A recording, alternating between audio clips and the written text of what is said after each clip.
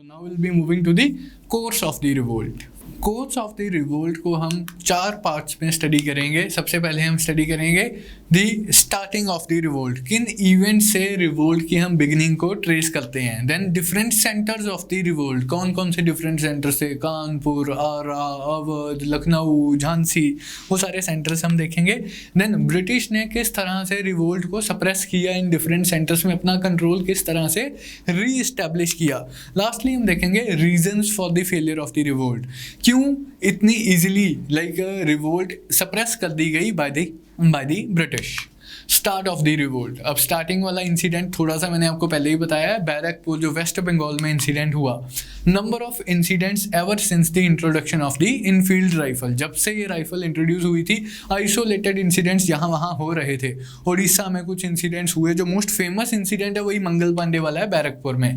मंगल पांडे 29 मार्च 1857 को बैरकपुर छावनी में रिवोल्ट करते हैं, अपने सुपीरियर ऑफिसर को मार देते हैं. इनकी रेजिमेंट, इनके साथ क्या हुआ, he was hanged and the entire regiment, पूरी की पूरी रेजिमेंट को ही ब्रिटिश ने डिसबैंड कर दिया कि घर जाओ, तुम फौजी बनने के लायक नहीं हो. इसी तरह से उड़ीसा में भी एक इंसिडेंट हुआ था, बहरामपुर वाले रीजन में पूरी की पूरी रेजिमेंट को ही ब्रिटिश ने डिसबैंड कर दिया, तुमसे नहीं चल रही गोली तो तुम ना चलाओ, घर चले जाओ.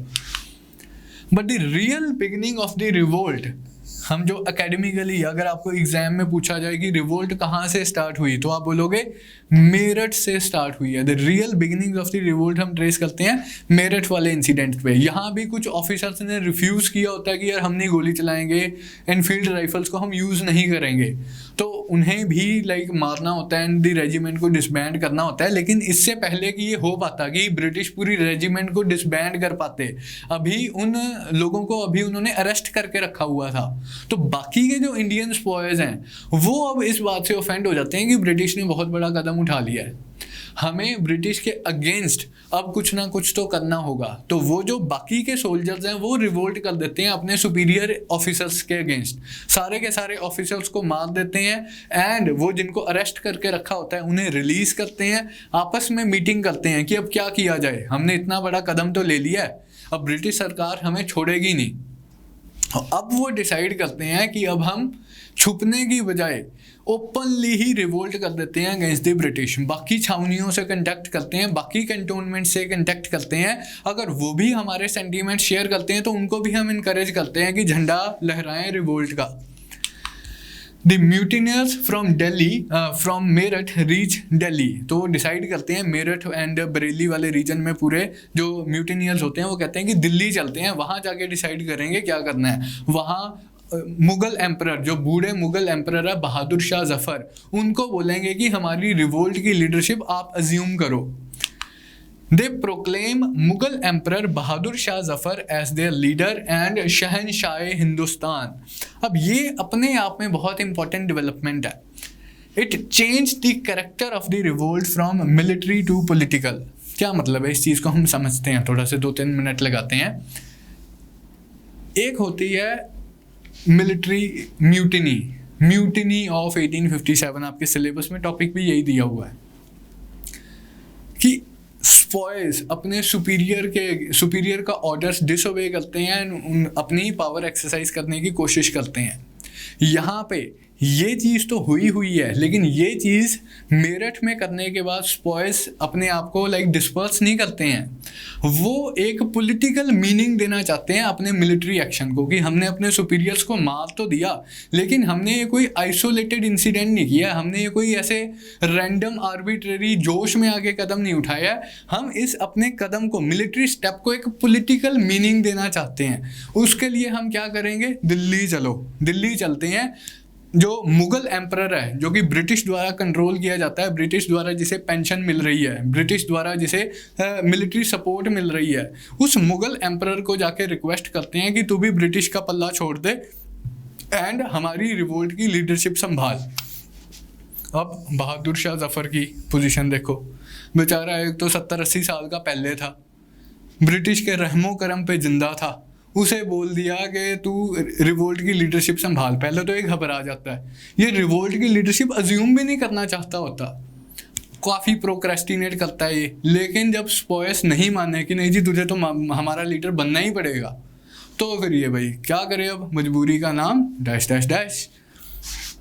तो लेकिन this understanding on the part of spoils कि हमें सिर्फ मिलिट्री रिवोल्ट नहीं करनी है, अपनी मिलिट्री रिवोल्ट को एक पॉलिटिकल मीनिंग देना है, ये उनकी एक deep understanding of the political situation in India को दर्शाता है।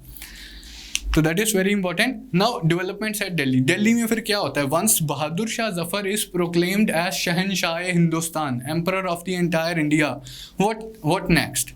तो दिल्ली में दो चीज़ें होती हैं, दो पैरेलल चीज़ें होती हैं। पहली बात तो बहादुर शाह जफर एक नॉमिनल लीडर होता है, जो real command of the revolt होती है वो स्पॉयस के लीडर के पास ही होती है, जनरल बख्त खान।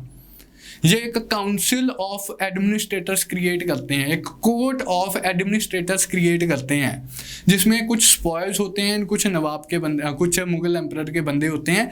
ये जो कोर्ट ऑफ एडमिनिस्ट्रेटर्स हैं, ये रियल पावर एक्सरसाइज करती है। इसके लीडर थे जनरल बख्त खान। अब जनरल इनके नाम के आगे ऐसे ही लगा देते हैं, फीलिंग ले रहे हैं। थे ये सिर्फ सूबेदार, मतलब ब्रिटिश आर्मी में ही वो सूबेदार, लेकिन रिवोल्ट करने के बाद ये टाइटल अज्यूम कर लेते हैं जनरल बख्त खान। तो general Bakht Khan real power exercise करते हैं in the name of Mughal emperor Bahadur Shah Zafar, in the name of Shahenshah Hindustan बहादुर शाह जफर। अब लेटर्स भेजी जाती हैं डिफरेंट सेंटर्स को, डिफरेंट राजाओं को। कानपुर में चिट्ठी भेजते हैं, लखनऊ में चिट्ठी भेजते हैं, झांसी में चिट्ठी भेजते हैं, जहाँ जहाँ भी प्रॉब्लम्स थी काफ़ी जगह ये चिट्ठियाँ भेजते हैं, सपोर्ट सीख करते हैं कि हमने तो ब्रिटिश के अगेंस्ट रिवोल्ट कर दिया है, अगर आप लोग भी ब्रिटिश से परेशान हो तो आप भी इस रिवोल्ट में शामिल हो जाओ, आप भी हमको सपोर्ट करो। तो डिफरेंट कुछ राजा तो रिजेक्ट कर देते हैं, कुछ राजा एक्सेप्ट कर लेते हैं। Reluctant assumption of nominal leadership, बहुत मुश्किल से माना Bahadur Shah Zafar, nominal leadership by Bahadur Shah Zafar, but the actual control was in the hands of a court of administrators headed by General Bakht Khan. Appeal by Mughal emperor to all the rulers of the country to organize a confederacy of Indian states to fight the British. वो different राजाओं को appeal करते हैं कि हम unite होकर British को India से एक्सपेल करते हैं। इससे क्या हुआ, तो डिफरेंट जो पेटी स्टेट्स के रूलर्स थे, कुछ जमींदार थे, वो जंप इन कर जाते हैं in the bandwagon of the revolt. encouraged numerous other spoy regiments revolted and were joined by the civilian population. Civil जो आम लोग थे वो भी ज्वाइन करते हैं, with the leadership assumed by the traditional ruling elites. जमींदार, जो लोकल जमींदार थे वो लीडर बन जाते हैं काफ़ी प्लेसेस में, जैसे तालुकदार ऑफ अवध हैं, ये लोकल लोगों को लीड करते हैं against the British. Thus, revolt spread to other centers. Meerut में स्टार्ट हुई, म्यूटिनियर्स दिल्ली आते हैं, बहादुर शाह जफर को एम्परर प्रोक्लेम करते हैं, character of the revolt change होता है मिलिट्री से पॉलिटिकल, अटेम्प्ट की जाती है to change the character of revolt from military to political. Then different centres में रिवोल्ट स्प्रेड होती है। तो डिफरेंट सेंटर्स अब हम देखेंगे।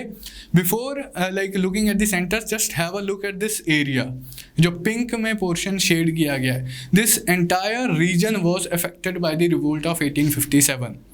हरियाणा राजस्थान वाले रीजन से स्टार्ट होके एमपी, सेंट्रल इंडिया, पूरा का पूरा north India, this entire region was affected by the revolt of 1857। इसके डिफरेंट सेंटर्स अब हम देखेंगे थोड़े से बेटर नीट मैप में।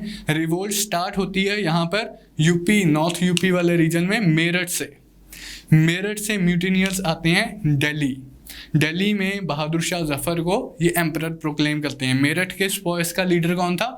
जनरल बख्त खान। दिल्ली में भी लीडरशिप किसके पास थी? Real leadership general Bakht Khan के पास, नॉमिनल लीडरशिप, थ्योरेटिकल लीडरशिप बहादुर शाह जफर के पास।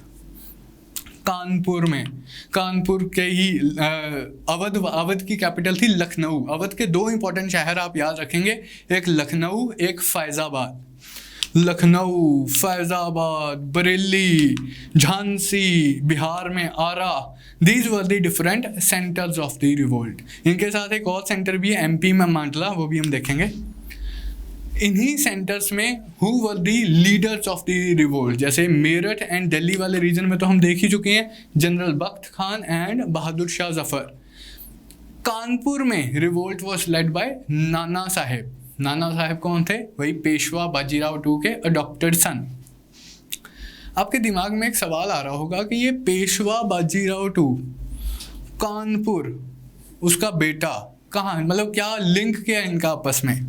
ना उसके लिए हमें जाना पड़ेगा 1818 में, जब थर्ड एंग्लो मराठा वॉर हुई, पेशवाशिप अबॉलिश कर दी गई थी। पेशवा के साथ क्या हुआ, पेशवा बाजीराव टू के साथ क्या हुआ, ब्रिटिश उसे पेंशन ऑफ कर देती है कि बस भी पेशवाशिप, चलो जी हो गया, कहानी तुम्हारी ख़त्म है, अपना रिटायरमेंट ले लो और आराम से अपनी सुखी ज़िंदगी व्यतीत करो। लेकिन तुम्हें हम मराठा लैंड में ये सुखी ज़िंदगी व्यतीत नहीं करने देंगे। तुम एक काम करो, बोरिया बिस्तरा पैक करके कानपुर पहुंच जाओ। कानपुर के पास एक जगह थी बिठूर, तो बिठूर में उन्हें एग्जाइल में भेज दिया गया, पेंशन लगा के भेज दिया गया कि अपनी रिटायरमेंट वाली ज़िंदगी यहाँ पर आराम से गंगा किनारे गुजारो। तो उनके अडॉप्टेड सन से Nana Saheb, he assumes the leadership of revolt in Kanpur and he was assisted by his very able lieutenant Tantia तोप्पे। जब नाना साहब को हरा देते हैं ब्रिटिश इन कानपुर, तो तांतिया तोप्पे अपनी जान बचा के भाग के आते हैं रानी झांसी के पास। उनको बोलते हैं कि अब मैं तुझे सपोर्ट करूंगा। तो झांसी में नेक्स्ट जो सेंटर है, Rani Lakshmibai and Tantia Tope were the leaders of the revolt in Jhansi. Lucknow में नवाब ऑफ अवध की बेगम थी बेगम हजरत महल। नवाब को तो डिस्पोजेस कर दिया, वो कलकत्ता अपनी अपील करने के लिए गया था कि यार ये तुमने क्या नॉनसेंस किया है, मैंने तो कुछ गलत भी नहीं किया था, तुमने बेफालतू में मुझे निकाल दिया। ये तो भी रिक्वेस्टें कर रहा था ब्रिटिश के पास, पीछे से स्पॉयस ने रिवोल्ट कर दिया, पीछे से रिवोल्ट ऑफ 1857 होगी। नवाब वाजिद अली शाह को वहाँ पे अरेस्ट करके रखा हुआ है कलकत्ता में। यहाँ मैडम इनकी बेगम हजरत महल रिवोल्ट को लीड कर रही है on behalf of her son Birjis Qadr. ठीक है जी, तो लखनऊ में leader of the revolt is Begum Hazrat Mahal. Faizabad में, अवध के ही एक दूसरे इंपॉर्टेंट सेंटर फैजाबाद में, leader of the revolt was Maulvi Ahmadullah. Bareilly में leader of the revolt was Khan Bahadur Khan. Arrah में, बिहार के आरा में zamindar Kunwar Singh was the leader of the revolt, he was zamindar of Ara.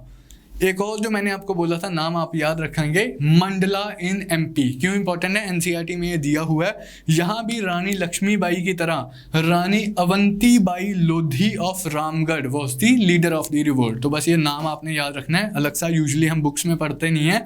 Avantibai Lodhi of Ramgarh, Mandla MP में। तो these were the different leaders of the revolt at different centres. अब हम आते हैं कि ये रिवोल्ट ब्रिटिश ने सप्रेस कैसे की, कि लाइक कब सप्रेस की, किस तरह से सप्रेस की, एंड कौन ऑफिसर्स थे ब्रिटिश आर्मी के जिन्होंने इसको सप्रेस करने में इंपॉर्टेंट रोल प्ले किया। दिल्ली में सबसे पहला जो फोकस था, ये एक पेक्यूलियर सी बात है रिवोल्ट ऑफ 1857 के बारे में, कि Delhi was the nerve centre of the revolt. चाहे कानपुर में रिवोल्ट हो, चाहे झांसी में रिवोल्ट हो, चाहे बरेली में रिवोल्ट हो, चाहे मेरठ में रिवोल्ट हो, एक जनरल टेंडेंसी सी थी दिल्ली की तरफ बढ़ने की, दिल्ली की तरफ देखने की, कि दिल्ली में क्या हो रहा है, दिल्ली में किस तरह की लीडरशिप अज्यूम की जा रही है, किस तरह से लीडरशिप एक्सरसाइज की जा रही है।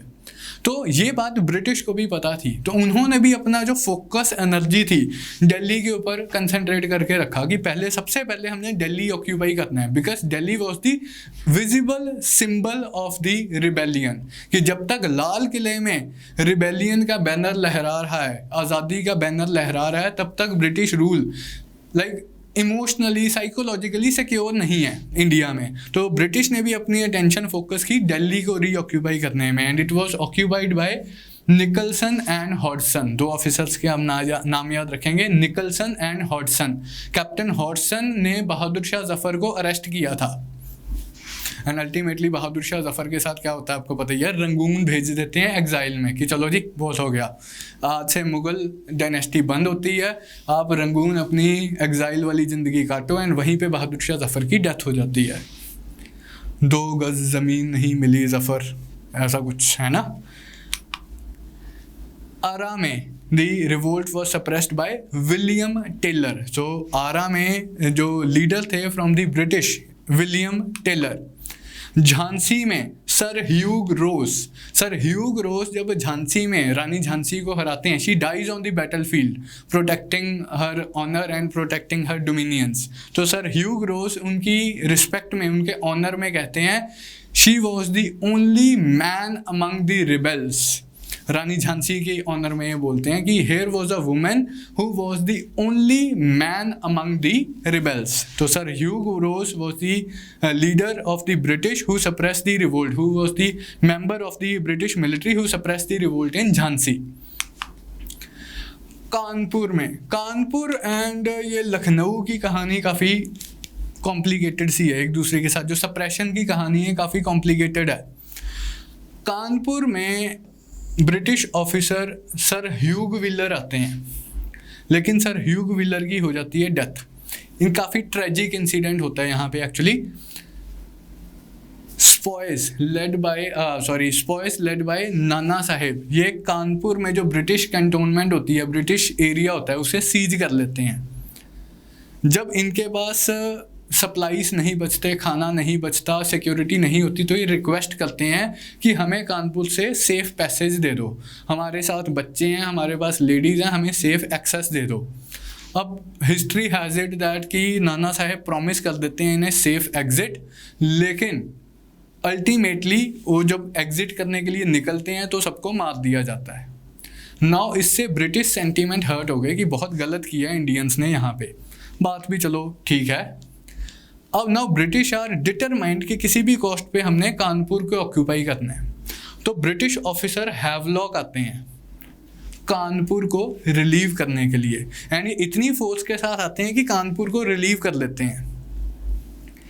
लेकिन कानपुर को रिलीव करने के बाद इन दी मीनवाइल लखनऊ में क्या हो रहा है, like on the other hand was Lucknow में हेनरी लॉरेंस अपना कंट्रोल बना के रखते हैं।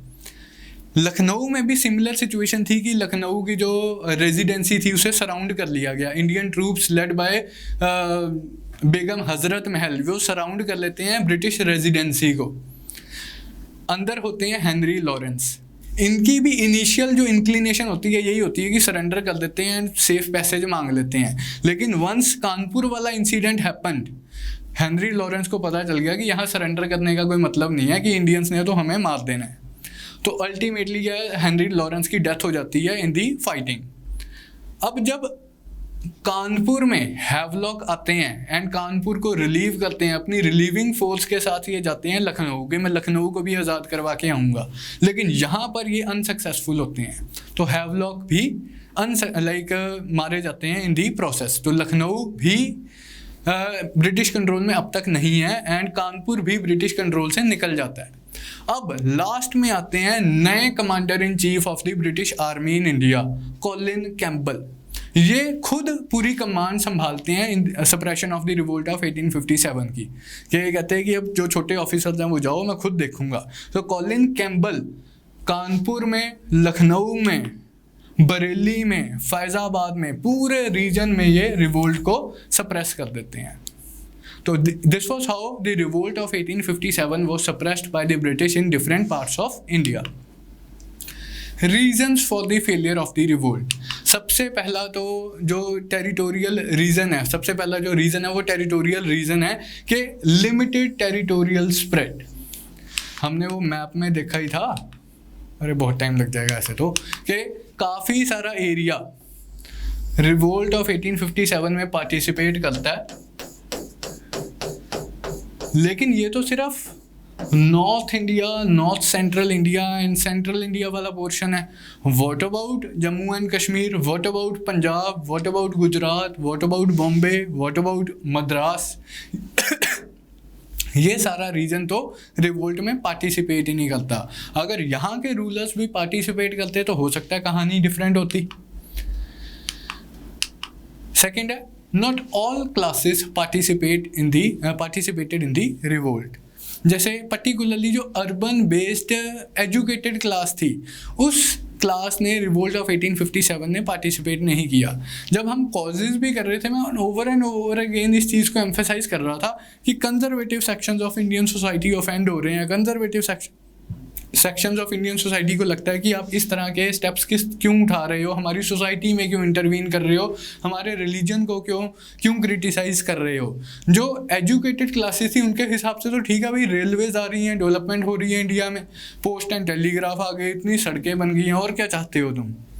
वेस्टर्न एजुकेशन आ रही है, बढ़िया स्कूलों में पढ़ते हैं, रेलगाड़ियाँ चल रही हैं, ये ट्रांसपोर्टेशन ईजी हो गई है, अच्छा तो हो रहा है सब कुछ ब्रिटिश की मदद से। तो they did not participate in the revolt of 1857, rather on the to the contrary, वो तो offended थे कि ये किस तरह की बातें हो रही हैं, दोबारा शहनशाह हिंदुस्तान घोषणा की जा रही है, पुराना सिस्टम इंट्रोड्यूस करने की बातें की जा रही हैं। उन्होंने तो to a certain extent British को सपोर्ट ही किया है। तो not all classes join the revolt of 1857। Poor arms and equipment, of course अब इंडियंस के पास ज़्यादा मॉडर्न आर्म्स एंड इक्विपमेंट नहीं थे। British army at that point of time was fighting all over the globe, कभी वो Europe में लड़ रही है, कभी वो इजिप्ट में लड़ रही है, कभी वो कहाँ लड़ रही है। तो ऑल दी मॉडर्न आर्म्स उनके आर्सेनल का पार्ट हैं, मॉडर्न टेक्निक्स ऑफ वॉरफेयर उन्हें पता है, तो उन सब आर्म्स एंड टेक्निक्स का इस्तेमाल करके ईजिली वो इंडियंस को हरा पाते हैं। Indians on the other hand वही अपने पुराने तरीके से घोड़े पे निकल गए विद्रोह का बैनर लेके, तो उससे ऐसे ज़्यादा डेवलप्ड मिलिट्री टेक्निक्स नहीं थी। Uncoordinated and poorly organised, British efforts आप देखो कि कितने कोऑर्डिनेटर थे। हैवलॉक जाते हैं कानपुर को रिलीव करने, वहाँ से जाते हैं वो लखनऊ को रिलीव करने, सक्सेसफुल नहीं होते तो कोई बात नहीं, अब उनके सीनियर ऑफिसर आएंगे Lord Colin Campbell, sir Colin Campbell Kanpur को भी रिलीव करेंगे, लखनऊ को भी रिलीव करेंगे, बरेली को भी रिलीव करेंगे एंड आरा को भी रिलीव करेंगे। तो पूरा central India was relieved by Colin Campbell and coordinated manner में कि पहले हम इसे रीऑक्यूपाई करेंगे, सबसे पहले हमारा टारगेट है दिल्ली, दिल्ली रीऑक्यूपाई करेंगे, फिर लखनऊ में आएंगे, फिर इस तरह से बहुत ही सिस्टमैटिक मैनर में वो ऑपरेट कर रहे हैं। ऑन दी अदर हैंड जो रिबेल्स हैं वो तो अपनी मर्जी से जिसका दिल करता है वो वहाँ पे रिवोल्ट कर देता है, जिसका दिल करता है वहाँ पे रिवोल्ट कर देता है, आपस में यूनिटी भी नहीं है, कोऑर्डिनेशन भी नहीं है। This was one of the reasons for the failure of revolt of 1857। No unified ideology, कहते हैं कि स्पॉयस के पास कोई पॉजिटिव प्रोग्राम नहीं था कि अगर उनकी रिवोल्ट सक्सेसफुल हो जाती तो उसके बाद क्या करना है। रानी झांसी इट इज़ एलिजेड, अब ये तो रिवोल्ट सक्सेसफुल होती तभी पता चलता, स्पॉयस तो कुछ लिख के गए नहीं कि हमने तो ये करना था, ना ही रानी झांसी ने लिखा है कि अगर रिवोल्ट सक्सेसफुल हो जाती तो मैं क्या करती। इट इज़ एलिजेड कि स्पॉयस की कोई यूनिफाइड आइडियोलॉजी नहीं थी, अगर रिवोल्ट सक्सेसफुल हो जाती तो वो क्या अचीव करना चाहते थे, इसमें डिफरेंसेस ऑफ ओपिनियन हो सकते थे, तो कोई इनके पास यूनिफाइड आइडियोलॉजी नहीं थी। इस कंटेक्स्ट में चार्ल्स मेटकाल्फ एक इम्पॉर्टेंट हिस्टोरियंस हुए हैं, उन्होंने बहुत फेमस स्टेटमेंट दी है, बहुत इंटरेस्टिंग स्टेटमेंट है। United in defeat the rebels would have fallen at each others throat in victory, कि ये सारे जो लोग different leaders of the revolt की हम बात कर रहे हैं, ये इन्हें हम एक कैटेगरी में इसलिए क्लब करते हैं क्योंकि ये सारे हार गए। दे वर यूनाइटेड इन डिफीट, ऐसा मेटकाल्फ बोल रहे हैं, मैं नहीं। दे वर यूनाइटेड इन डिफीट, अगर वो जीत जाते दे would have fallen at each others throat in victory, तो एक दूसरे का गला ही काटते कि तू बड़ा के मैं बड़ा हूँ, कि लखनऊ एक्सपैंड करेगा कि कानपुर एक्सपैंड करेगा। तो नो यूनिफाइड आइडियोलॉजी।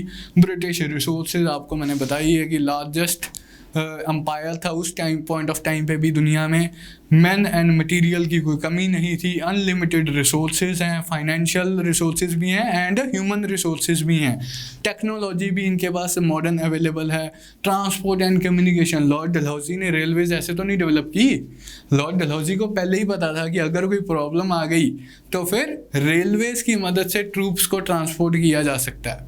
हालांकि अभी इनिशियल ईयर्स में इतनी ज़्यादा डेवलपमेंट ऑफ रेलवेज तो नहीं हुई थी, लेकिन modern means of transport and communication उस टाइम के हिसाब से they were available to the British. So these were the various reasons that were responsible for the failure of the revolt of 1857. इसके साथ हमारा course of the revolt वाला topic भी complete होता है। Now we'll be moving to the debate on the nature of the revolt of 1857. कुछ points तो इसके ऑलरेडी हम कवर कर चुके हैं कि स्पॉय म्यूटिनी है या नेशनल वॉर ऑफ इंडिपेंडेंस है, इन्हीं पॉइंट्स के ऊपर थोड़ी सी इलेबोरेट डिस्कशन करेंगे। हाँ जी, तो नेचर ऑफ द रिवोल्ट में हम दो तरह की डिबेट्स करेंगे। पहली डिबेट तो है कि whether it was just a spy mutiny or was it a national revolt या फिर national war of independence। तो इस कंट्रोवर्सी के ऊपर हम डिस्कशन करेंगे। दूसरी एक इससे अलग कंट्रोवर्सी क्या है नेचर ऑफ रिवोल्ट के ही कंटेक्स्ट में, कि क्या ये एक एलिटिस्ट रिवोल्ट थी या फ्यूडल एलिमेंट्स की रिवोल्ट थी, या फिर ये एक मास रिबेलियन थी अगेंस्ट द ब्रिटिश रूल। तो ये दो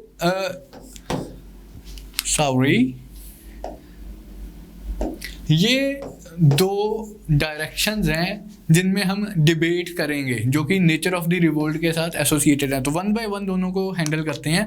सबसे पहले तो जो पहली हमारी डिस्कशन है, was it a sepoy mutiny या was it a national revolt.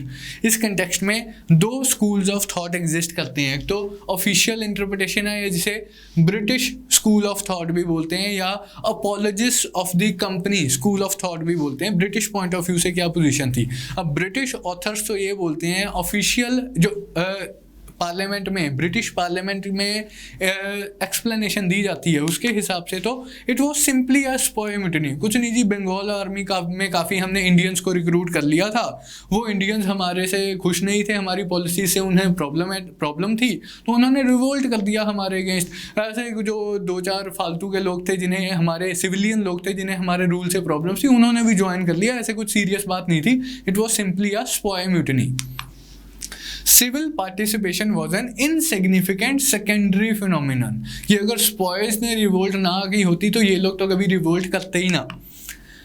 ये जो सरकारी ऑफिशियल्स थे, जैसे सर जॉन लॉरेंस, ये हेनरी लॉरेंस के भाई थे, इवेंचुअली ये गवर्नर जनरल ऑफ इंडिया भी बनते हैं। तो सर जॉन लॉरेंस भी इसी इंटरप्रिटेशन को सपोर्ट करते हैं।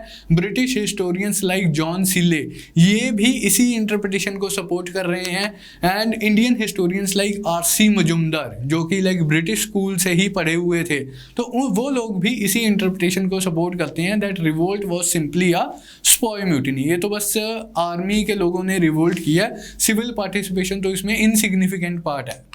ऑन दी अदर हैंड एक नेशनलिस्ट व्यू पॉइंट एग्जिस्ट करता है, जो कि जैसे वी.डी. सावरकर, वीर दामोदर सावरकर, ये कहते हैं कि revolt was the first war of national independence.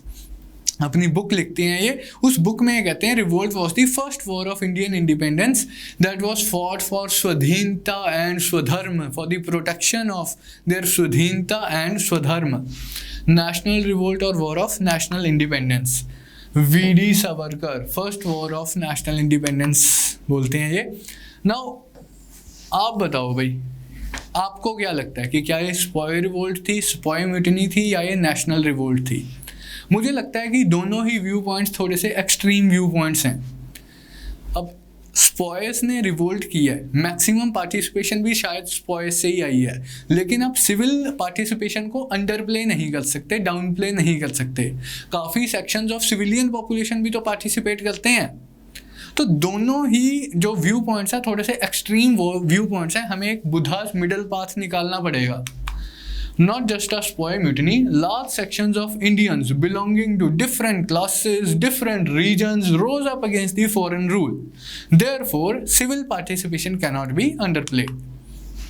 But definitely it was not a national revolt. as क्यों मतलब national revolt क्यों नहीं थी? क्योंकि Indian nation ही नहीं था। हम बात कर रहे थे, जैसे हम कॉजेज वाला पोर्शन जब हम स्टडी कर रहे थे, हमने डिस्कस किया कि बंगाली अगर मद्रास में सर्व कर रहा था तो उसे लगता था कि वो प्रदेश में आ गया है। एक मद्रास का बंदा अगर पंजाब में सर्व कर रहा था तो उसे लगता था कि वो प्रदेश में आ गया है। पंजाबी अगर बॉम्बे में सर्व कर रहा था उसे लगता था पता नहीं भाई मैं कहाँ आ गया, अलग से देश में ही आ गया हूँ। तो a sense of unity did not exist. Indian nation like nation in the sense के लोगों के मन में एक पॉलिटिकल यूनिटी नहीं थी, एक सिंगल कम्युनिटी से बिलोंग करने की भावना नहीं थी। तो अगर इंडिया नेशन ही नहीं था, ये नेशनल यूनिटी की भावना ही नहीं थी कि हम सारे लोग एक सिंगल देश का पार्ट हैं, हम सब इंडियंस हैं, तो फिर ये नेशनल रिवोल्ट कैसे हो सकती है? तो नेशनल रिवोल्ट नहीं थी। एंड प्रैक्टिकली भी अगर हम बात करें, तो चलो आइडियोलॉजिकल प्लेन पे बात होगी, भावना भूवना किसने देखी है। प्रैक्टिकली अगर हम बात करें तो there were limits of participation, region wise भी एंड लाइक क्लास वाइज भी।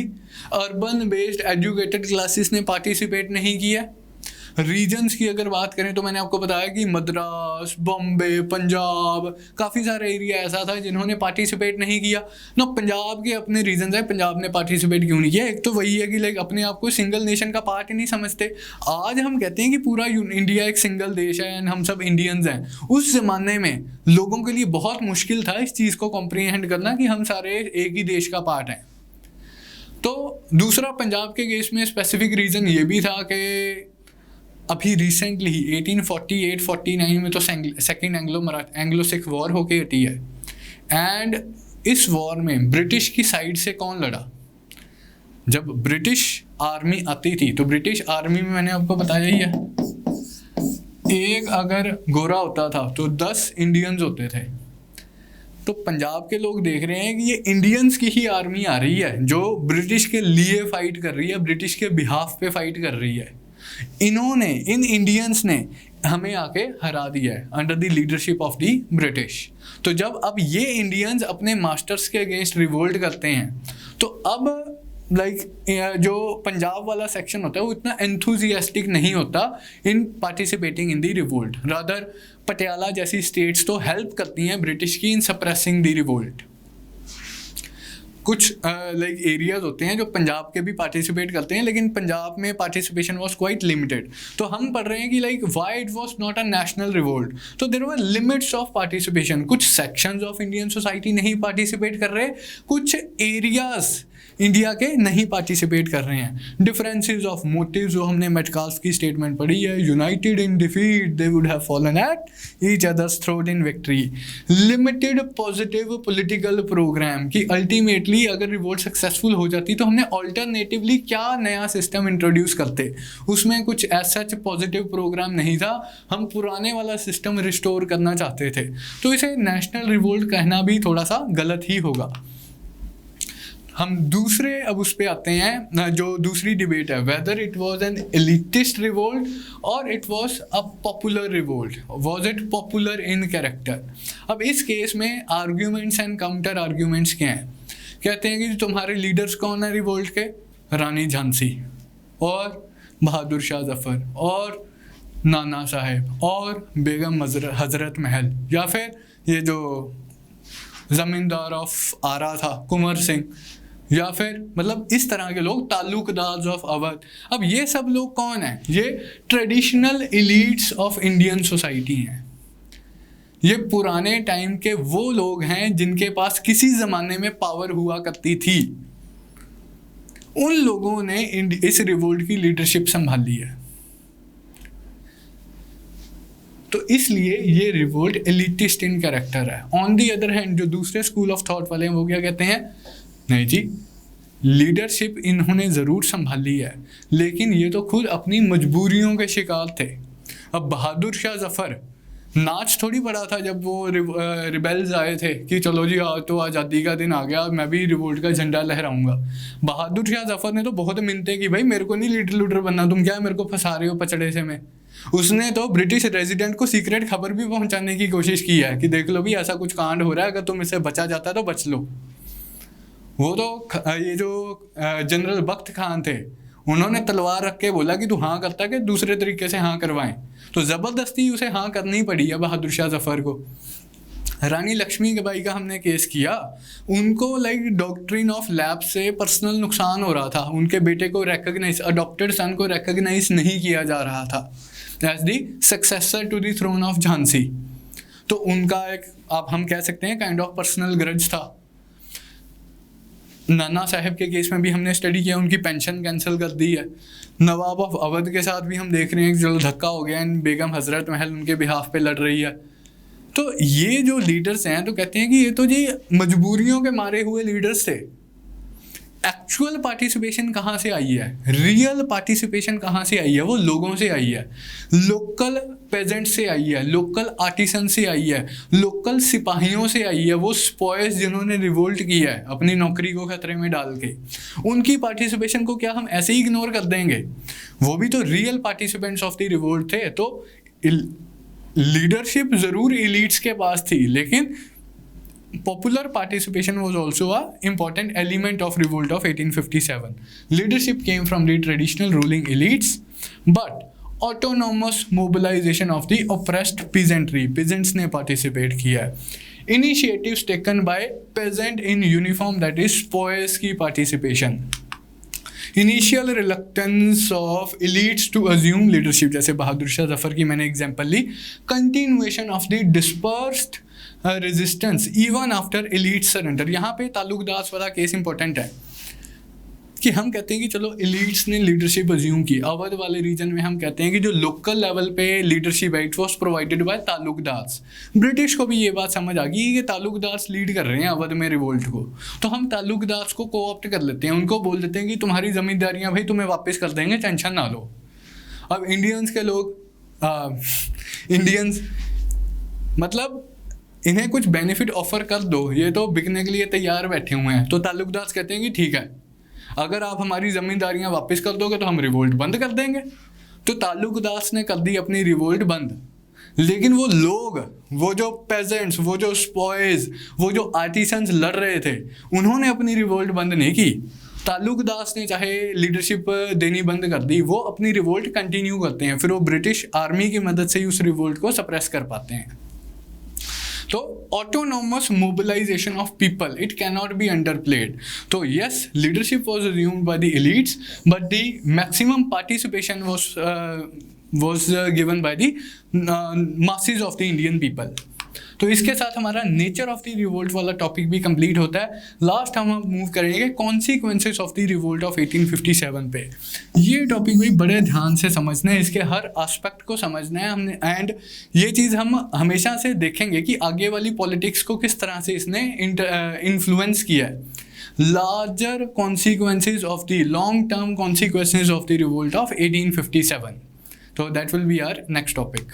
हाँ जी, तो कॉन्सिक्वेंसेज ऑफ द रिवोल्ट को हम डिफरेंट हेड्स में स्टडी करेंगे। Consequence as far as the governing structure of India is concern, administrative effect क्या था, कॉन्स्टिट्यूशनल पोजीशन किस तरह से चेंज हुई before revolt of 1857 and after revolt of 1857, army, क्योंकि स्पॉयर्स ने रिवोल्ट की थी, कुछ मिलिट्री कॉजेज थे रिवोल्ट के, उस चीज़ को किस तरह से एड्रेस किया, आर्मी ऑर्गेनाइजेशन में क्या चेंज आई।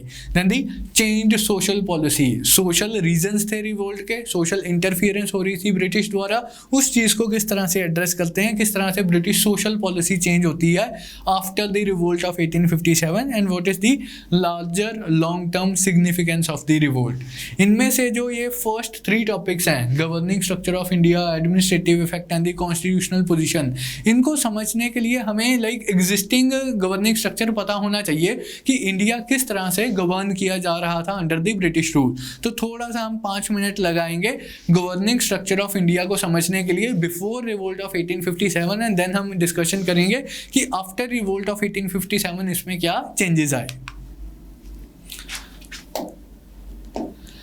हाँ जी, तो हमने 3 प्रेसिडेंसी टाउन्स किए, बॉम्बे, मद्रास एंड कलकत्ता। तीनों प्रेसिडेंसी टाउन्स मैंने आपको पहले क्लास में बताया था कि क्वाइट इंडिपेंडेंटली डेवलप हुए हैं, इनका आपस में कोई रिलेशन नहीं था, ये सीधा लंदन को रिपोर्ट करते थे। तो every presidency town was headed by a governor, her presidency में एक गवर्नर होता था, गवर्नर डायरेक्टली लंदन को रिपोर्ट करता था। 1757 बैटल ऑफ प्लासी हो गई, 1764 बैटल ऑफ बक्सर हो गई, 1765 ट्रीटी ऑफ इलाहाबाद आ गई, दीवानी राइट्स मिल गए। इस स्ट्रक्चर में कोई चेंज नहीं आया। कंपनी पॉलिटिकल पावर एक्सरसाइज करना स्टार्ट कर देती है, इस पावर में, इस स्ट्रक्चर में कोई चेंज नहीं आया। लेकिन ब्रिटिश पार्लियामेंट ज़रूर टेंशन में आ रही है कि हमने एक कंपनी को, एक प्राइवेट ट्रेडिंग कंपनी को इंडिया ट्रेड करने के लिए भेजा था। आज ये इंडिया जाके लड़ाइयाँ कर रही है, आज ये इंडिया जाके टेरिटरी कंट्रोल कर रही है, आज ये इंडिया जाके पॉलिटिकल पावर एक्सरसाइज कर रही है। तो क्या इस कंपनी की एक्टिविटीज़ को रेगुलेट करना बनता है? क्या इस कंपनी की एक्टिविटीज़ को, की पॉलिटिकल एक्टिविटीज़ को मॉनिटर करना बनता है? And what is the status of the territories in India? जो टेरिटरीज कंपनी इंडिया में एक्वायर कर रही है, क्या वो कंपनी की प्राइवेट टेरिटरी है या वो ब्रिटिश क्राउन की टेरिटरी है? तो ये कुछ बेसिक से कंफ्यूजन एग्जिस्ट कर रही थी, इस पोजीशन को क्लियर करने की ज़रूरत थी। तो 1773 में आता है रेगुलेटिंग एक्ट।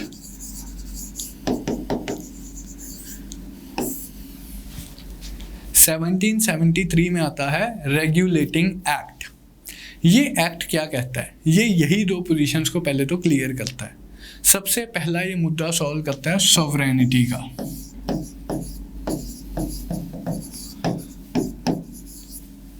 कि हेलो, तुम लोगों को भेजा था ट्रेड करने के लिए, अपना ट्रेड करो, टेरिटरीज तुम एक्वायर कर रहे हो, लेकिन एक बात तुमको बता दें कि ये जो टेरिटरीज है इनके ऊपर सॉवरेनिटी ब्रिटिश क्राउन की है। ये ईस्ट इंडिया कंपनी की प्राइवेट टेरिटरी नहीं है, ये एंटिला नहीं है मुकेश अंबानी का, तुम्हारा प्राइवेट घर नहीं है यहाँ पे, वो ब्रिटिश क्राउन की टेरिटरीज है, ब्रिटिश क्राउन के बिहाफ पे तुम एडमिनिस्टर कर रहे हो। तो सॉवरेनिटी का मुद्दा सॉल्व किया।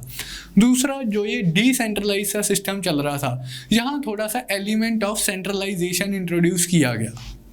किस तरह से?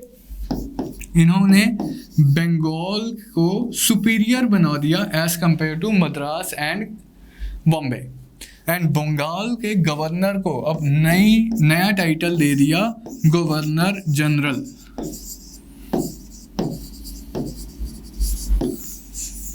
कब हुआ ये? 1773 में। तो who was the first person to hold this title of governor general of Bengal? Mind it, governor general of Bengal.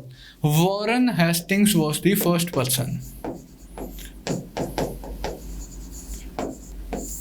Warren Hastings उस टाइम के गवर्नर ऑफ बंगाल थे, क्योंकि अब बंगाल को सुपीरियर बना दिया with respect to Madras and Bombay, तो बंगाल का गवर्नर बन गया governor general of Bengal. Warren Hastings was the first person to hold this title. और भी इसके प्रोविजंस थे कि सुप्रीम कोर्ट इस्टेब्लिश होगी कलकत्ता में, एक चीफ जस्टिस एंड 3 अदर जजेस के साथ। ये सुप्रीम कोर्ट इंग्लिश सब्जेक्ट्स के ऊपर ज्यूरिसडिक्शन एक्सरसाइज करेगी। जो अंग्रेज कलकत्ता में रह रहे हैं उनके अगर डिस्प्यूट्स होंगे तो सुप्रीम कोर्ट एट कलकत्ता में सुने जाएंगे। Lord Impey was the first chief justice of the supreme court. तो ये कुछ मुद्दे थे जो रेगुलेटिंग एक्ट ने रेगुलेट करने चाहे। एक तो सॉवरेनिटी का मुद्दा और एक centralisation of power in India का मुद्दा। तो नेक्स्ट आता है हमारा इसी सीरीज में पिट्स इंडिया एक्ट ऑफ 1784।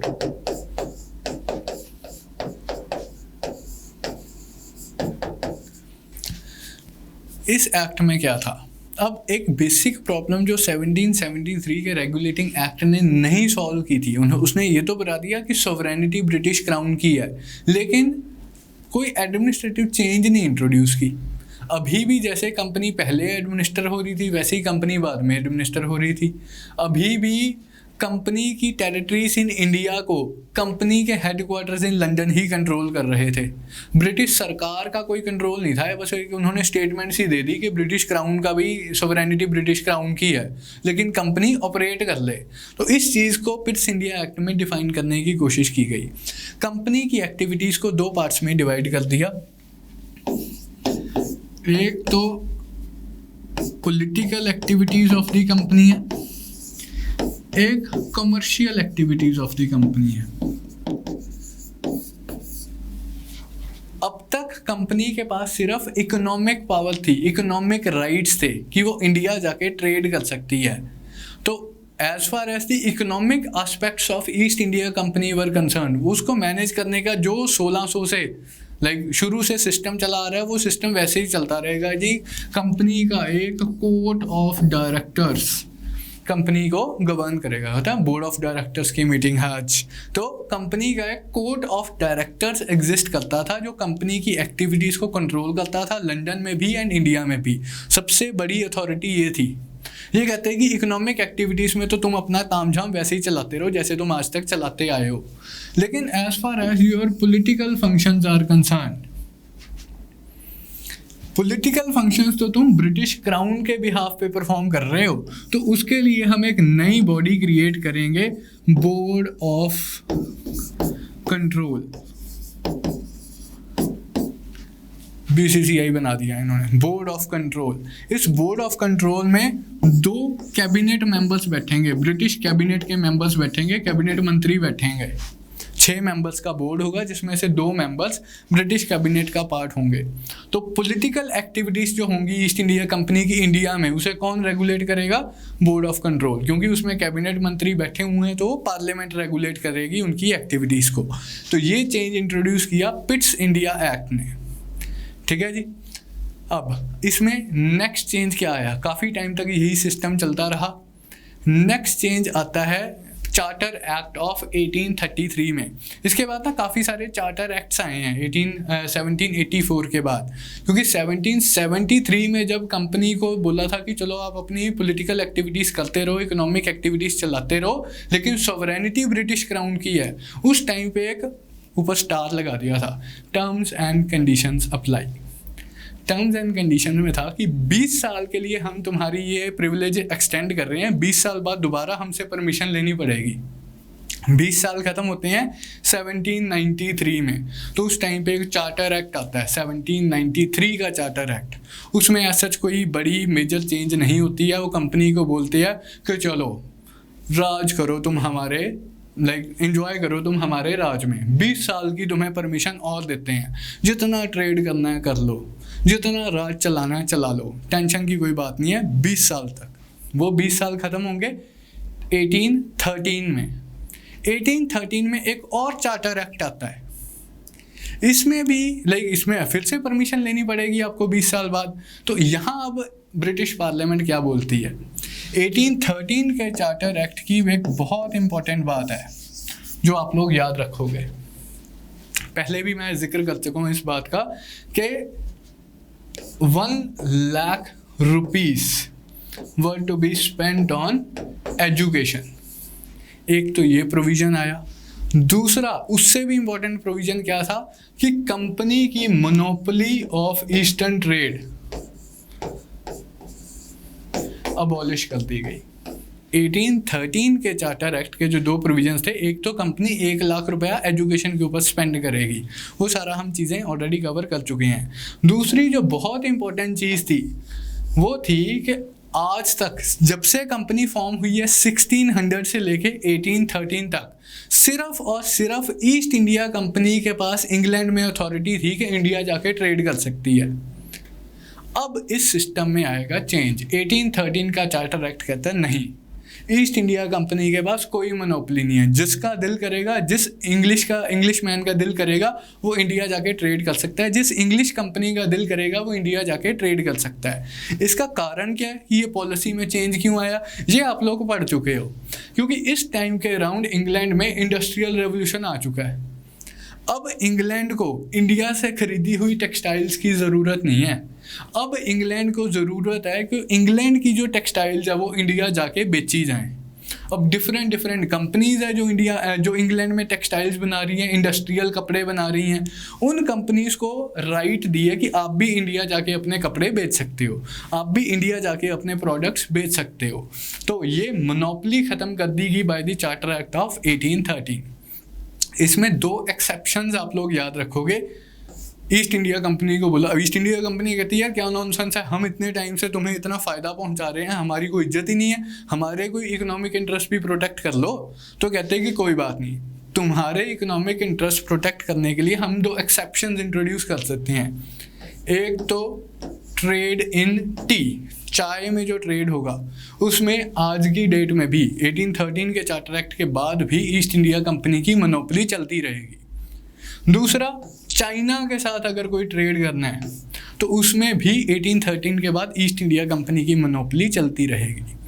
कपड़े बेचने हैं कोई भी बेच दे, मशीनें बेचनी है कोई भी बेच दे, कॉटन इंपोर्ट करना है कोई भी कॉटन इंपोर्ट कर ले, और भी एग्रीकल्चरल कमोडिटीज़ इंपोर्ट करनी है, इंडिगो इंपोर्ट करना है कोई भी इंपोर्ट कर ले।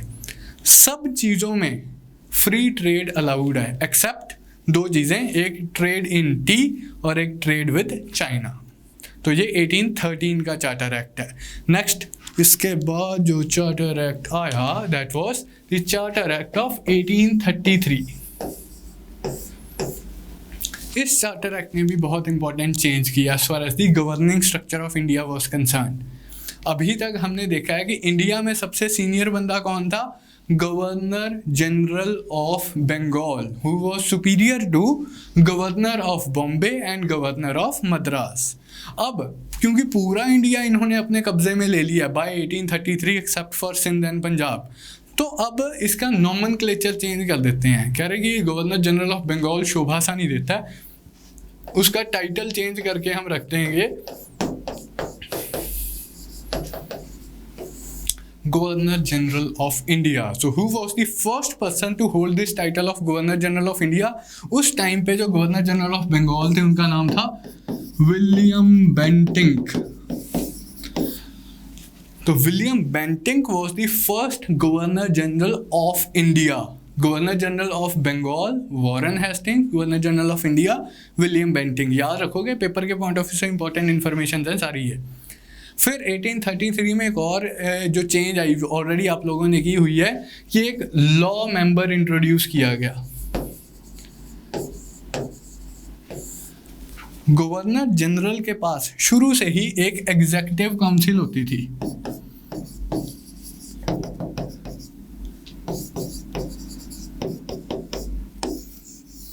ये हमेशा से ही एग्जिस्ट करती थी। जब हम कहते हैं कि गवर्नर जनरल ने ये फैसला लिया, तो गवर्नर जनरल का ये पर्सनल फैसला नहीं होता था, गवर्नर जनरल इन काउंसिल का फैसला होता था कि 3 मेंबर्स की ये एग्जीक्यूटिव काउंसिल है, अगर इसमें से मेजॉरिटी ऑफ द बंदे एग्री करेंगे, एक गवर्नर जनरल एग्री करेगा और एक और बंदा एग्री करेगा, तो फैसला माना जाएगा। सिर्फ गवर्नर जनरल के कहने से बात नहीं मानी जाएगी। तो गवर्नर जनरल के पास एक एग्जीक्यूटिव काउंसिल हुआ करती थी जिसकी सहमति से ही वो अपने एक्शंस ले सकता था। तो 3 मेंबर्स की एग्जीक्यूटिव काउंसिल थी, 1 governor general plus 3 other members. इसमें चौथा मेंबर इंट्रोड्यूस किया गया, 4th member, that is the law member. कब? 1833 के चार्टर एक्ट में। एंड कौन था फर्स्ट लॉ मेंबर? आज तो मुझे आप बता सकते हो क्योंकि आपने कल की क्लास में पढ़ा है ये। बताओ भाई कौन है first law member in the governor general's council? Lord Macaulay was the first law member. Minute on Indian education के लिए तो जाने ही जाते हैं, western education in English language. Lord Macaulay एक और बहुत इंपॉर्टेंट चीज़ के लिए जाने जाते हैं। आईपीसी की धारा 302 के तहत फांसी की सज़ा सुनाई जाती है। आईपीसी की धारा XYZ के तहत ये सज़ा सुनाई जाती है। इंडियन पीनल कोड, कहाँ से आया ये इंडियन पीनल कोड? लॉर्ड मकॉले ने लिखा है। इनका काम था लॉज को कोडिफाई करना। लॉ कमीशन के चेयरमैन थे ये, फर्स्ट लॉ कमीशन के चेयरमैन थे लॉर्ड मकॉले। तो इनको काम दिया गया कि आप इंडियन लॉज को कोडिफाई करो। तो ये आईपीसी लिखते हैं, ये सीआरपीसी लिखते हैं, क्रिमिनल प्रोसीजर कोड, ये सीपीसी लिखते हैं, सिविल प्रोसीजर कोड। तो ये जो कोडिफिकेशन ऑफ लॉज है ये लॉर्ड मकॉले की उसमें हुई है। धीरे धीरे करके इन लॉज में कुछ चेंजेस वगैरह आए हैं।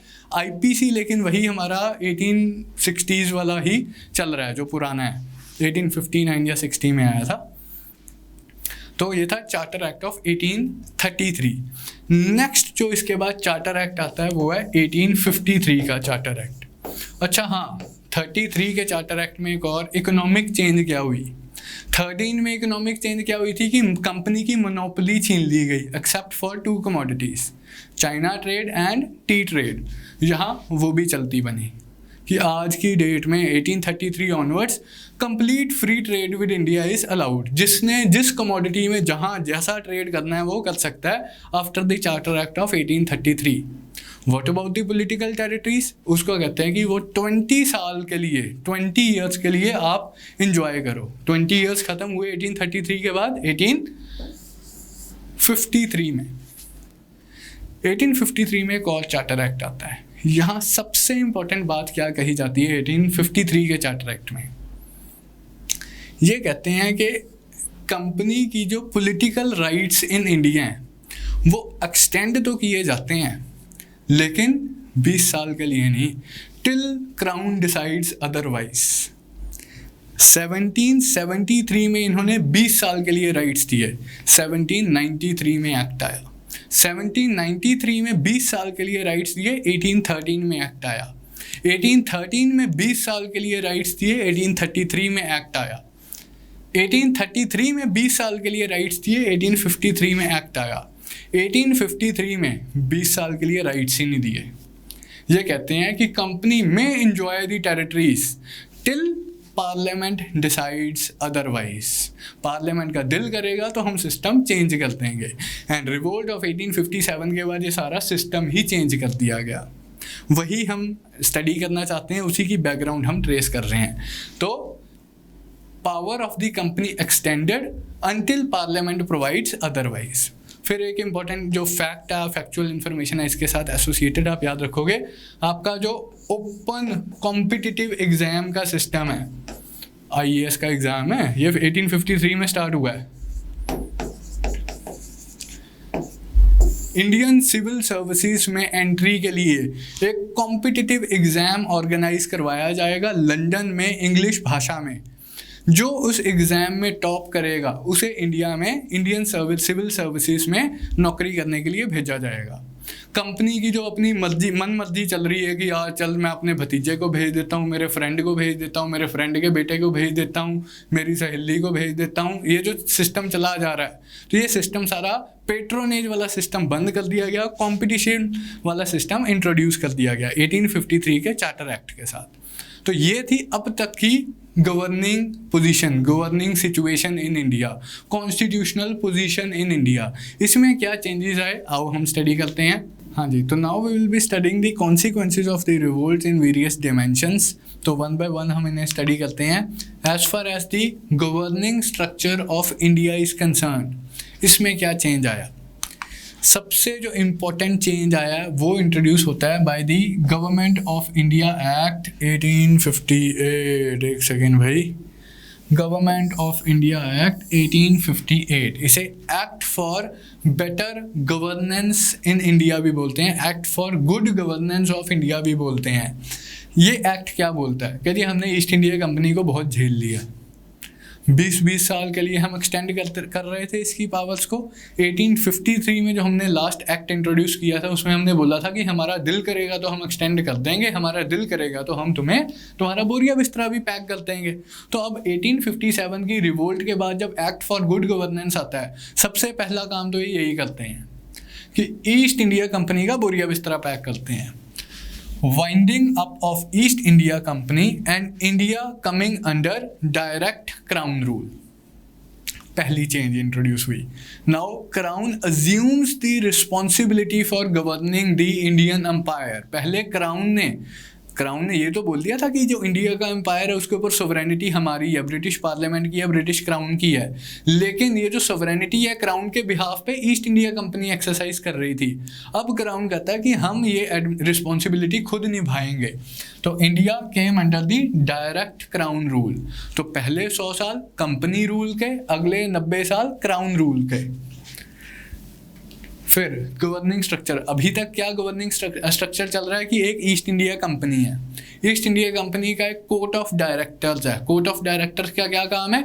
इकोनॉमिक एक्टिविटीज़ को रेगुलेट करना। ईस्ट इंडिया कंपनी का एक बोर्ड ऑफ कंट्रोल है। बोर्ड ऑफ कंट्रोल क्या कर रहा है? पॉलिटिकल एक्टिविटीज़ को गवर्न कर रहा है। बोर्ड ऑफ कंट्रोल में 2 कैबिनेट मंत्री बैठे हुए हैं। अब वो सिस्टम कर दिया सारा अबॉलिश। क्राउन डायरेक्टली रूल करेगा अब, लेकिन ब्रिटेन का क्राउन वेला थोड़ी है कि इंडिया में जाके एक्टिविटीज़ मैनेज करता रहेगा। उन्होंने क्या किया, एक अपने कैबिनेट मंत्री को अपॉइंट कर दिया as the nodal officer and उसको एक काउंसिल दे दी। तो secretary of state for India का ऑफिस क्रिएट किया गया। ये सेक्रेटरी ऑफ स्टेट कैबिनेट मंत्री का ही टाइटल होता है ब्रिटेन में। तो secretary of state for India की पोस्ट क्रिएट की गई। कैबिनेट लेवल की ये पोस्ट थी, कैबिनेट मंत्री लेवल की ये पोस्ट थी। And this secretary of state was assisted by 15 member India council and he was based in London. तो ये तो लंदन में चेंज आया। बोर्ड ऑफ कंट्रोल बंद, कोर्ट ऑफ डायरेक्टर्स बंद, उसकी जगह पे India council headed by secretary of state for India. Governor general was given additional title of viceroy. जो गवर्नर जनरल ऑफ इंडिया था उसे एडिशनल टाइटल मिला वाइसरॉय का है, viceroy Lord Irwin, viceroy Lord Mountbatten. ये जो वाइसरॉय का title है ये 1858 में मिला है, उससे पहले सिर्फ गवर्नर जनरल था। और इसमें पॉइंट टू भी नोटेड किया है जिसमें अक्सर कन्फ्यूजन रहती है बच्चों को, ये वाइसरॉय एडिशनल टाइटल था, ये टाइटल अबॉलिश नहीं हुआ गवर्नर जनरल का, पुराने वाला टाइटल उसी तरह से चल रहा है, एडिशनल टाइटल मिला है viceroy as far as the Indian territories are concerned, as far as the Indian princes are concerned. तो ये इंपॉर्टेंट चेंजेस आए हैं with respect to the governor structure of India. Next हम स्टडी करेंगे the administrative effect of the revolt of 1857। हाँ जी, तो अब हम करेंगे इसका एडमिनिस्ट्रेटिव इफेक्ट क्या रहा। ये जो ऊपर इन्होंने good act for better governance of India introduce किए हैं, इसमें जो चेंजेस इंट्रोड्यूस किए हैं, ये चेंजेस इन्होंने इसका जो ब्रॉड फ्रेमवर्क है इन्होंने अनाउंस किया था by the queen's proclamation of 1858। अभी रिवोल्ट ऑफ 1857 सप्रेस भी नहीं हुई थी कंप्लीटली, नवंबर 1858 की हम बात कर रहे हैं। रिवोल्ट अभी चल रही थी, उसको सप्रेशन का प्रोसेस चल रहा था, लेकिन इंडिया के लोगों को थोड़ा सा शांत करने के लिए, इंडिया के लोगों को ये दिखाने के लिए कि जो ब्रिटिश रूल है उनके बेनिफिट के लिए ही इंडिया आया है एंड इंडियंस को ब्रिटिश से कोई खतरा नहीं है, इसके लिए इन्होंने कुछ अनाउंसमेंट्स की क्वीन विक्टोरिया की प्रोक्लेमेशन में। सबसे पहले तो इसी चीज़ को इन्होंने अनाउंस किया कि queen Victoria is proclaimed as sovereign of India. आज से जो इंडिया की एडमिनिस्ट्रेशन है ईस्ट इंडिया कंपनी से के हाथों से छीन के ब्रिटिश क्राउन खुद अपने हाथों में ले रहा है। इंडिया के लोग ईस्ट इंडिया कंपनी से परेशान थे, हमने उनका सिस्टम ही वाइंड अप कर दिया है। अब ब्रिटिश क्राउन खुद इंडिया को गवर्न करेगा, अच्छे से गवर्न करेगा, आपको टेंशन लेने की जरूरत नहीं है। फिर इंडियन प्रिंसेस को टेंशन थी कि कहीं उनकी टेरिटरीज अनेक्स ना कर ली जाए, कहीं डॉक्ट्रिन ऑफ लैप्स जैसी चीज़ें कंटिन्यू करके कभी उनका एरिया ब्रिटिश क्राउन के कंट्रोल में ना ले आया जाए। तो उसके लिए ये प्रॉमिस करते हैं नो फर्दर अनेक्सेशंस, कोई फ्यूचर में अनेक्सेशंस वगैरह नहीं की जाएंगी। जो टेरिटरी आज हमारे कंट्रोल में है वो हमारे कंट्रोल में रहेगी, फ्यूचर अनेक्सेशंस नहीं होंगी, इस बात की हम गारंटी देते हैं। फिर social conservative sections of Indian society, they were quite offended by the British interference in the Indian social customs। तो उस सेक्शन ऑफ इंडियन सोसाइटी को अपीज करने के लिए क्या कहते हैं, ये प्रॉमिस करते हैं कि चलो जी हम तुम्हारे सोशल कस्टम्स में इंटरवीन ही नहीं करेंगे, तुम्हें सती करनी है तुम करते रहो, तुम्हें कंजर्वेटिव एटीट्यूड अडॉप्ट करना है करते रहो, हम कोई रिफॉर्म्स नहीं करेंगे। Religious tolerance and respect for the customs and traditions of India, जैसे अच्छी भाषा में उन्होंने लोगों को अनाउंस कर दिया। Indians to be treated as equal subjects of the British crown, कि क्यों इंडियंस इतना ऑफेंड हो रहे हैं कि हम डिस्क्रिमिनेट किया जा रहा है हमें, तो हम ये प्रॉमिस करते हैं कि इंडियंस को as equal subjects of the British crown आज के बाद से ट्रीट किया जाएगा।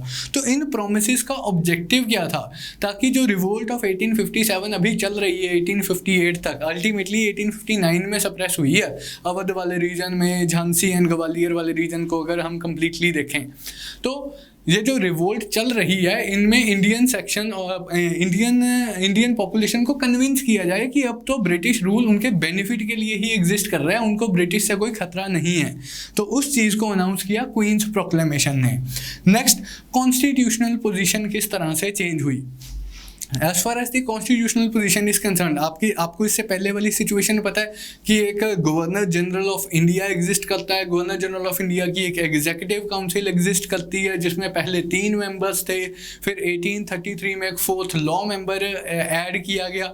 उसमें क्या चेंजेस इंट्रोड्यूस हुए, सबसे पहले तो उसमें इंडियन काउंसिल्स एक्ट 1861 द्वारा एक एडिशनल 5th मेंबर इंट्रोड्यूस किया गया। एग्जीक्यूटिव काउंसिल में 5th मेंबर वॉज एडेड, तो डिपार्टमेंट एस्टैब्लिश हो गए, home department, military department, finance department, revenue department and law department, portfolio system आ गया। दूसरी जो सबसे इंपॉर्टेंट चेंज की इन्होंने कॉन्स्टिट्यूशनल स्ट्रक्चर में, 1853 के चार्टर एक्ट में ना एक चेंज इंट्रोड्यूस हुआ था। उन्होंने थ्योरेटिकल लेवल पे बोल दिया था कि वाइसरॉय की एग्जीक्यूटिव काउंसिल 2 तरीके से अपनी मीटिंग्स कर सकती है। एक तो जब उन्होंने लॉज को इम्प्लीमेंट करना है तब वाइसरॉय बैठेगा और उसके 4 मेंबर्स बैठेंगे, एग्जीक्यूटिव काउंसिल सिर्फ अपने में क्लोज्ड बॉडी की तरह बैठेगी। जब गवर्नर जनरल ने लॉज इंट्रोड्यूस करने हैं तो वो लेजिस्लेटिव काउंसिल की तरह एक सेपरेट बॉडी की तरह बैठेगी।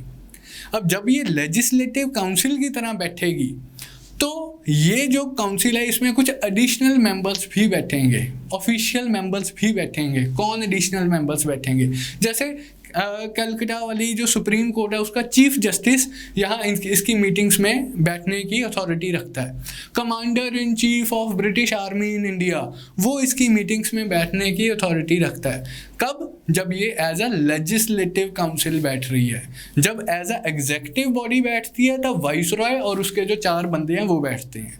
ये डिस्टिंक्शन की थी चार्टर एक्ट ऑफ 1853 ने। अब इसी डिस्टिंक्शन को और आगे बढ़ाया गया, इसी डिस्टिंक्शन को और आगे मॉडिफाई किया गया।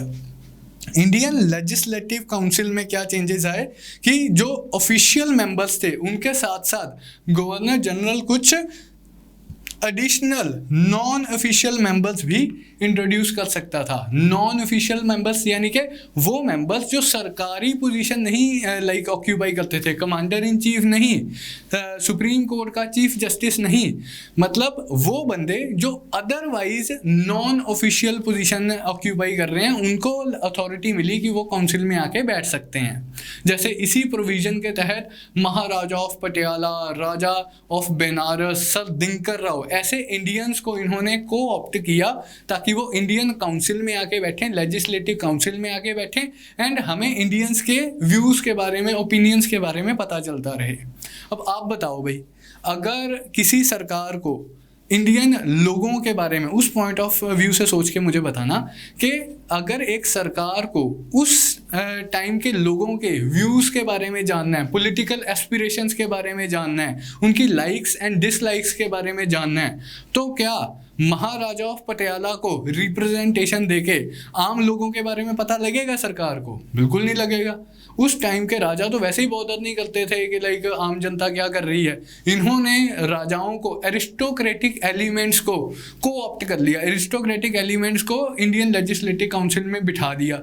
आइडिया तो ये था कि इंडियन लोगों की एस्पिरेशंस, डिमांड्स के बारे में पता चले, लेकिन इन लोगों को तो खुद नहीं डिमांड्स पता थी कि आम लोगों की क्या डिमांड्स हैं, तो ये इनका ऑब्जेक्टिव अचीव नहीं हुआ। लेकिन एक चेंज इंट्रोड्यूस हुई, काफ़ी फंडामेंटल चेंज इंट्रोड्यूस हुई। First Indians were admitted to the Indian legislative council by Indian councils act of 1861। ठीक है जी, नेक्स्ट मूव करते हैं। आर्मी ऑर्गेनाइजेशन में क्या चेंज आया? यहाँ पर एक कमीशन बिठाया जाता है, पील कमीशन। उसकी रिकमेंडेशंस के तहत कुछ चेंजेस किए जाते हैं। सबसे पहला तो जो टैक्टिकल ब्लंडर उन्होंने किया था कि इतने कम यूरोपियंस रखे हुए थे एज कम्पेयर टू इंडियंस 1:10 की रेशो में, तो इस रेशो को इम्प्रूव किया गया है। ये कहते हैं कि European to Indian ratio was increased. अब 1:3 की रेशो में स्पॉयस रखे जाते थे। Different caste and communities were to be mixed in every regiment. अब ये एक पॉजिटिव टेक अवे था रिवोल्ट ऑफ 1857 का। ये कहते हैं कि हम ऐसा नहीं करेंगे कि एक कास्ट की एक रेजिमेंट बना दी। पहले ब्रिटिश कास्ट बेसिस पे रेजिमेंट्स बनाती थी। आज भी कई सारी रेजिमेंट्स के नाम उसी पुराने सिस्टम में ही रखे गए हैं, जैसे जाट रेजिमेंट हो गया, ये एक कास्ट की सेपरेट रेजिमेंट। लेकिन पील कमीशन की रिकमेंडेशंस के तहत इसमें क्या चेंजेस आए, नाम कहते चाहे वही रखो, लेकिन आपने क्या करना है, एक रेजिमेंट में डिफरेंट कास्ट को मिक्स कर देना है। उससे क्या होगा कि अगर एक सेक्शन के लोग, एक कास्ट के लोग रिबेल करते हैं तो ऐसा नहीं होगा कि पूरी की पूरी रेजिमेंट ही रिबेल कर गई। एक बाकी के sections of the regiment intact रहेंगे एंड उनकी मदद से उनकी रिबेलियन को सप्रेस भी किया जा सकता है। काउंटर चेक किया जाएगा कि से कि राजपूत को ब्राह्मण्स चेक कर लेंगे, ब्राह्मण्स को जाट्स चेक कर लेंगे, इस तरह से। तो different caste and communities were to be mixed in every regiment. लेकिन एक इसका दूसरा रूप भी था। As far as the regional elements are concerned, revolt of 1857 से ब्रिटिश ने क्या लेसन सीखा कि हमने मद्रास आर्मी की मदद से रिवोल्ट को सप्रेस कर दिया। बंगाल आर्मी में रिवोल्ट हुआ, हमने बॉम्बे आर्मी की मदद से रिवोल्ट को सप्रेस कर दिया। तो ये चीज़ एक पॉजिटिव फैक्टर थी ब्रिटिश के पॉइंट ऑफ व्यू से। इस चीज़ को वो कंटिन्यू करते हैं कि regional elements like Punjab, Bengal, Madras, they were to be kept separate. कहीं एक पार्ट में अगर रिवोल्ट होती है तो दूसरी आर्मी को इस्तेमाल किया जाए उसको सप्रेस करने के। डिवाइड एंड रूल पॉलिसी चल रही है। Recruitment from the so called martial races. अब ये ऐसे बेफालतू की मार्शियल रेसेस थ्योरी इंट्रोड्यूस करते हैं जिसका कोई ज़्यादा साइंटिफिक बेसिस नहीं है। ये कहते हैं कि हम उन रीजन से रिक्रूट करेंगे अपनी फ़ौजें जहाँ के लोग वैसे ही लड़ने के लिए तैयार रहते हैं। जैसे सिख्स, पठान्स, गुरखास, राजपूत, इन क्लासेस से हम आर्मी में रिक्रूटमेंट करेंगे। ब्राह्मण्स, ऐसी वाली जो कास्ट हैं जो लड़ने की इंक्लिनेशन नहीं रखती हैं, उनसे हम रिक्रूटमेंट्स ही नहीं करेंगे। नेक्स्ट, सोशल पॉलिसी में क्या चेंज आया। अब इंडियंस को प्रॉब्लम थी कि ब्रिटिश इंडिया के सोशल कस्टम्स में, सोशल प्रैक्टिसेस में इंटरवीन कर रहे हैं। तो ब्रिटिश अब कहते हैं कि चलो ठीक है जी, हम आपके सोशल कस्टम्स में इंटरवीन ही नहीं करेंगे, आपको जैसा सिस्टम चलाना है चला लो, हम आपके कस्टम्स की रिस्पेक्ट करेंगे। रादर रिस्पेक्ट क्या, हम तो इग्नोर ही कर देंगे। तो ब्रिटिश ने क्या किया, अपने आप को इंडियन सोसाइटी से डिटैच करना स्टार्ट कर दिया।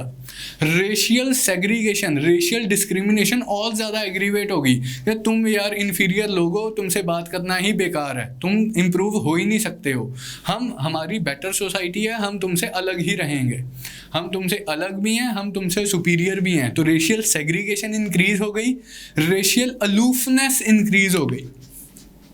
Conservative setting and liberal reforms were abandoned. पहले हमने देखा कि कितने सारे रिफॉर्म्स कर रहे थे, कभी सती अबॉलिश कर दिया, कभी विडो रीमैरिज बैन कर दिया, इन्फेंटिसाइड बैन कर दिया। अब वो कहते हैं कि हमने कोई रिफॉर्म नहीं करना यार, बस हमें पता चल गया तुम्हें रिफॉर्म नहीं किया जा सकता, तुम्हारा कुछ नहीं हो सकता। No interference in the socio religious customs of Indians, rather they co-opted the conservative elements of the Indian society। Legislative council वाले पार्ट में हमने देखा था कि वो अरिस्टोक्रेटिक एलिमेंट्स की सपोर्ट ले रहे थे, यहाँ हम देख रहे हैं कि वो कंजर्वेटिव एलिमेंट्स को खुश करने की कोशिश कर रहे हैं कि ब्रिटिश ने हमारी सोसाइटी को कुछ नहीं किया। Racial segregation, as Indians were considered racially inferior. तो कहते हैं कि क्योंकि हम सुपीरियर हैं, हम तुमसे बहस ही नहीं करना चाहते, हम तुमसे मिलना ही नहीं चाहते।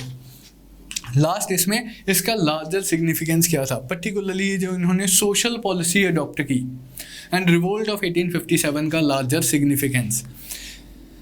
अब अगर कोई भी सरकार अपनी पॉपुलेशन की पॉलिटिकल एस्पिरेशंस के टच में नहीं है तो वो सरकार ज़्यादा देर तक सरवाइव नहीं कर सकती। 1857 के बाद ये जो कंजर्वेटिव रिएक्शन आया, जिसमें ब्रिटिश ने बोला भी हम सुपीरियर हैं एंड हम तुमसे अलग हैं, हम तुम्हारे साथ कोई इंटरेक्शन नहीं करेंगे, तुमने जैसे अपनी सोसाइटी चलानी है चलाते रहो, हम अपनी सरकार अपने हिसाब से चलाते रहेंगे।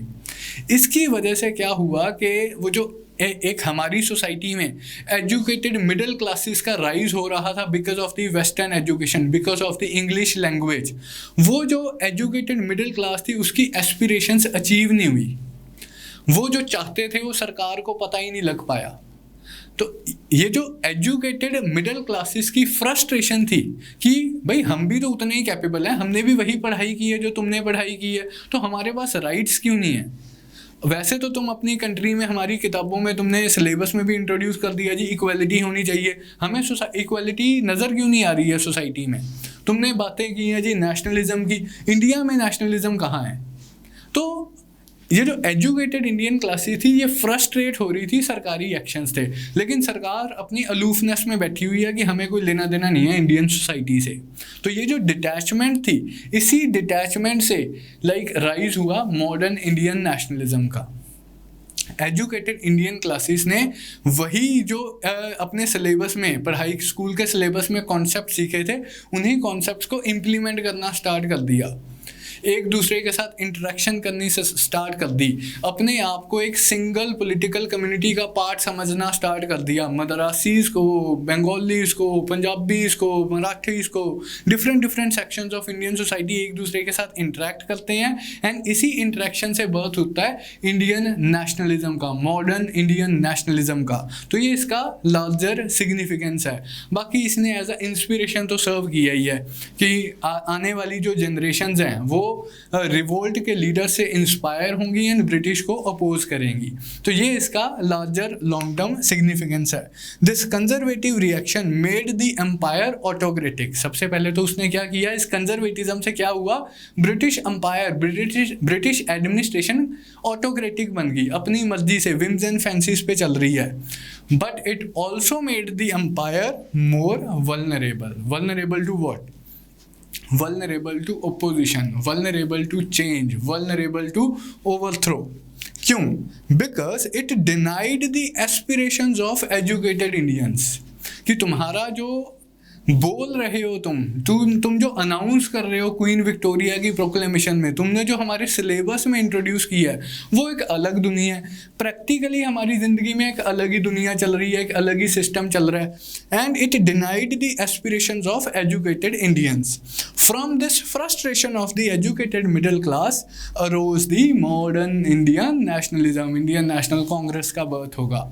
तो इसीलिए हम कहते हैं कि rise of modern Indian nationalism is a post 1857 phenomena. उसके बाद ही 1857 के बाद ही मॉडर्न नेशनलिज्म का बर्थ हुआ है। तो लास्ट में तो वही लिखा हुआ है, revolt established the tradition of resistance and served as an inspiration for later nationalist struggle. जैसे वी.डी. सावरकर जैसे लोग हैं, इससे इंस्पिरेशन लेके ब्रिटिश रूल को अपोज करेंगे। तो ये सारे consequences of the revolt and immediate consequences as well as the large long-term consequences, larger significance of the revolt of 1857।